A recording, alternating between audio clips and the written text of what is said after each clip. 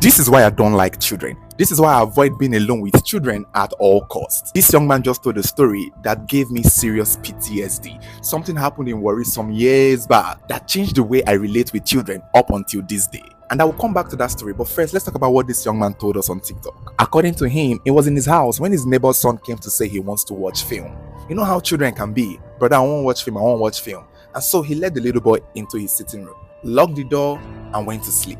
While he was sleeping, he began hearing this little boy screaming and crying and banging on his door to go out of the house. By the time he got to the parlor, he could also hear the boy's parents from the outside of the house banging for him to open the door and leave the little boy alone. And he is confused as to what is going on here. He opened the door, the little boy runs out of the house. And before he knows it, the boy's parents, who were outside, began pouncing on him. The boy's father was beating him up, attacking him to the point he had to defend himself. When people gathered to ask what happened, the boy's parents literally told the crowd that this young man here was trying to sodomize his son, calling him a pedophile, saying he was trying to sexually abuse the little boy, and that was why the little boy was screaming and trying to run away from the house. And he was surprised because he was sleeping. He had no idea where this was coming from, and so he calmed down and told them to call the boy and ask the boy what happened. And they called the little boy, and the boy said no, that is the movie he was watching that scared the shit out of him, that made him scream and run out. And that was how he was vindicated. Imagine a scenario where the little boy was deaf and dumb. Imagine a scenario where the little boy was a deformed child or something, because this same thing happened in Warri some years back that nearly destroyed a young man's life, just like the fact that it destroyed the boy's life. And I remember that story very well because it traumatized me and literally just made me avoid children at all costs. I don't want to look after anybody's child. It is almost the same scenario with this young man, except this brother at that time went to a club the night before and came back home to their family house and went straight to bed to sleep.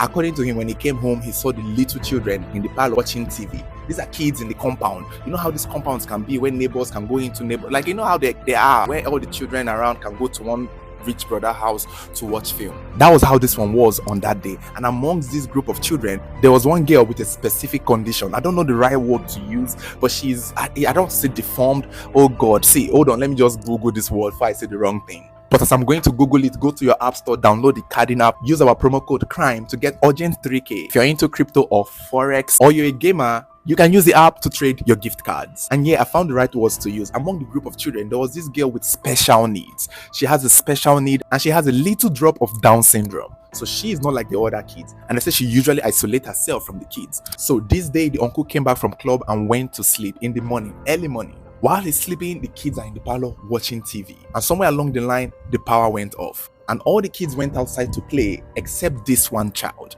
the girl with the special need.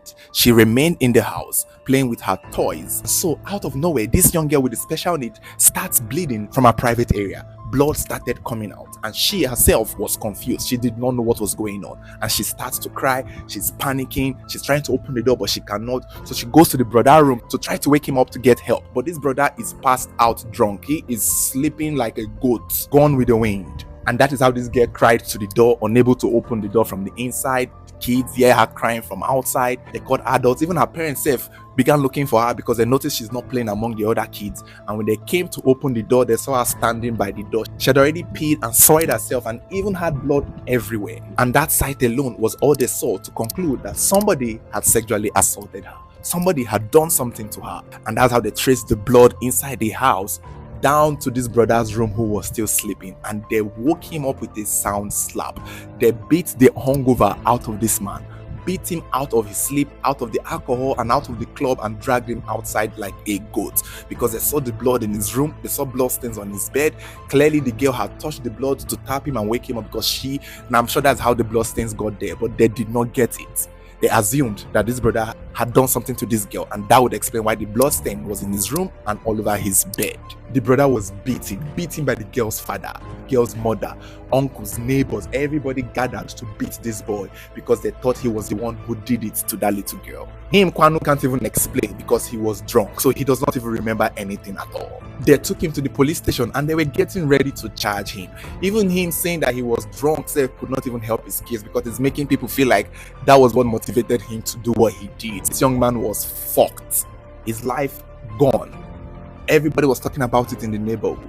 It was 2 days later that they finally found out that that little girl was seeing her period. She just started seeing her period. She was 12 years old or 13, and maybe that was why they did not believe that it was period, or it never occurred to them that that was a possibility, given the situation she was found. The parents of the girl self could not even come out to say it was period because they were now ashamed of themselves. They could not even believe what they had just done. It was other people who heard that it was period that the girl was seeing for the first time that came to tell the whole world, that came to update it, and then went to the police to let the police know that, see, the girl on her period, she been in the sea, release this young man. Can you imagine? When I heard the story back then, I just knew one thing: it can never be me. I would never be in this situation. I would never want to be in this situation. It's a nightmare, a horror. You got to be careful with kids. When it comes to kids, be very, very careful. This brother here, he has the biggest luck ever that little boy could speak and talk and he was truthful. Imagine a scenario where it's probably a setup by the parents to punish him for something he did or to set him up to get money from him. Imagine that.